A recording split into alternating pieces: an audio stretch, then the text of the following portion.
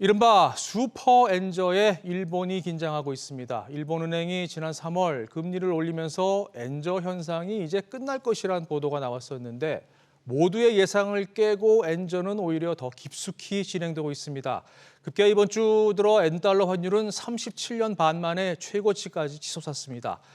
반등을 기대하고 미리 엔화를 사들였던 투자자들에게선 도대체 이거 어디가 바닥일까? 이 질문에 힌트를 얻기 위한 다급함이 엿보입니다. 엔화가 왜 떨어지고 어디까지 떨어질까요? 이한나 기자와 짚어보겠습니다. 자, 지금까지 어디까지 내려갔나요? 네, 지난 1일 엔달러 환율은 161엔 선도 돌파하면서 장중 161.72엔까지 올랐습니다. 일본 거품 경제가 한창이던 1986년 12월 이후 37년 6개월 만에 가장 높은 수준입니다. 올해 초만 해도 달러당 엔화 가치는 140엔대에 머물러 있었고 당시 150엔 선에 근접하고 있다고 위기 수준이라고 보도가 쏟아졌었는데요. 불과 반년 만에 엔달러 환율은 20엔이나 폭등했습니다. 바꿔 말하면 엔화 가치가 단기간에 20엔이나 폭락했다는 거죠. 슈퍼엔저라는 표현이 나올 수밖에 없습니다. 네, 이유가 궁금한데 왜 이렇게 떨어지는 겁니까? 네, 슈퍼엔저의 구조적인 원인은 미국과 일본의 금리 격차에서 찾을 수 있습니다. 현재 미국과 일본의 기준금리 상단은 각각 5.5%, 0.1%입니다. 10년물 국채금리도 미국 4.46%, 일본 1.05%로 차이가 큰데요. 글로벌 투자자가 채권 수익률이 높은 미국 자산시장으로 몰림에 따라 엔화의 상대적 가치는 계속 떨어지고 있습니다. 여기에 미국이 기준금리를 내릴 것이라고들 예상을 했는데 이 시점이 계속해서 뒤로 밀리면서 엔화 가치 하락이 가속화하고 있는 겁니다. 네. 말씀을 듣고 보니까 단순하게 생각했을 때 그럼 일본이 금리를 올리면 되는 거 아닌가요? 네, 지난 3월에 일본은행이 한 차례 올리긴 했었는데요. 아시다시피 마이너스 0.1%에서 0.1%로 찔끔 올렸습니다. 미국과의 금리 격차를 좁히기엔 턱없이 부족한 인상폭입니다. 네. 더 큰 문제는 한 번 인상 뒤에 일본은행이 더 이상 움직이지 않고 있다는 건데요. 일본 정부 입장에서 금리 인상은 큰 부담이기 때문입니다.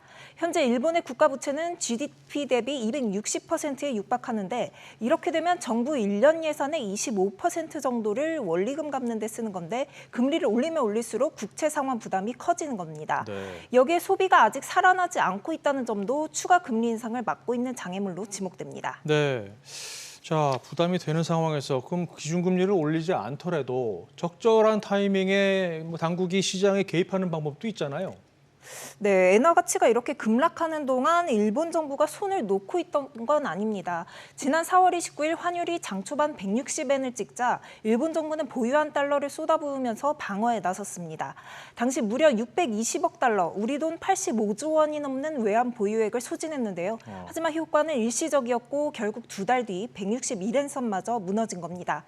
FX 스트리트는 지금은 일본 정부가 개입을 해도 시장 흐름을 바꾸기 어렵고 거의 무용지물일 것이다며 일본 정부도 그걸 알고 있다고 생각한다고 말했습니다. 참 심각하네요. 그럼 엔화 가치가 지금보다 더 떨어질 수도 있다는 얘기인데 어디까지 갈까요? 네, 월가에서는 엔저는 당분간 지속될 것이란 전망이 나오고 있는데요. 네. 뱅크 오브 아메리카는 오는 9월까지 달러당 163엔까지 떨어질 것으로 보고 있습니다. 심지어 170엔까지 하락할 것이라는 시각도 있는데요. 뱅가드 그룹은 일본은행의 정책 변화가 일본 채권 금리를 높이는 데 실패할 경우 달러 대비 엔화 가치는 170엔까지 하락할 위험이 있다고 지적했고요. 미쓰이 스미토모 DS 자산운용은 이 연준이 금리 인하를 서두르지 않고 있어 현재로서는 일본 당국의 말이 거래자들로 하여금 방향을 바꾸도록 하는 데 도움이 되지 않고 있다면서 당국의 개입으로 달러당 150엔까지 강세를 보일 수도 있지만 장기적으로는 엔화 가치는 170엔까지 약세를 보일 것이라고 관측했는데요. 현재 시장에선 3분기에 달러당 175엔 전망까지 나오는 상황입니다. 175엔이요. 근데 이런 상황에도 지금 일본 당국이 직접 해결할 수 있는 방법은 없다. 그러면 이 상황에서 벗어날 수는 있는 겁니까? 슈퍼엔저 상황을 지금 지켜만 보고 있어야 되는 거예요? 네, 그렇진 않습니다. 일본은행이 아닌 미국 연방준비제도가 움직여주면 됩니다. 블룸버그는 제롬 파월 연준 의장을 미스터 N으로도 표현했습니다. 지난 몇 달 동안 일본의 조심스럽고 느린 움직임이 환율 결정에 있어 별다른 역할을 하지 못했다는 게 확인됐는데요. 때문에 일본은행 대신 미 연준 통화정책이 사실상 엔화 가치를 좌우하는 변수가 됐다는 겁니다. 앞으로는 연준이 정책금리를 인하한다는 확실한 신호가 언제 나오느냐에 따라 엔화 흐름도 결정될 것으로 보입니다. 네. 자, 엔화 흐름은 짚어봤고요. 경제적인 영향도 좀 보죠. 낮은 통화 가치는 양날의 칼과 같은 거 아닙니까? 득도 있고 실도 있잖아요. 네, 그렇습니다. 환율이 오르면 수출에는 득이 되죠. 외국인 관광객 유치에도 일본에게는 호재입니다. 외국인이 환전하면 더 많은 엔화로 바꿀 수 있기 때문인데요. 우리나라만 해도 일본 여행 열풍이 불고 있고 올해 들어 엔화 예금이 폭증한 걸 보면 알 수 있습니다. 네. 하지만 엔저가 만성화됐다는 게 문제인데요. 만성화된 초엔저는 휘발유, 원자재, 식료품 등 수입품 가격을 끌어올려 물가를 자극하기 때문에 일본 경제의 기초 체력을 약화시킵니다. 네, 엔저에서 우리 경제도 좀 자유로울 수 없는데 지금 어떤 분석이 나옵니까? 네, 우리나라는 전 세계 국가 중에 일본과 수출 경합도가 가장 높습니다. 네. 이 경합도가 높다는 건 그만큼 치열한 경쟁 관계라는 건데요. 특히 석유, 자동차 부품, 선박, 기계류 등이 일본 상품들과 경합을 벌이는 분야로 꼽히는데요. 엔저 상황에서 유독 타격이 큰 품목은 석유 제품과 자동차 등입니다.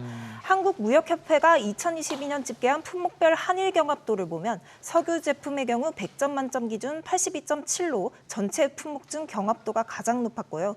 이 밖에 자동차 부품이 65.8, 선박이 65.3, 기계류 57.6 순이었습니다. 한국과 일본이 비슷한 물건을 세계 시장에 판다고 할 때 엔저를 등에 업고 일본 제품의 가격 경쟁력이 올라갈 수 있어 우리에겐 불리합니다. 그렇군요. 빨리 해결이 돼야 되겠군요. 이한나 기자 잘 들었습니다.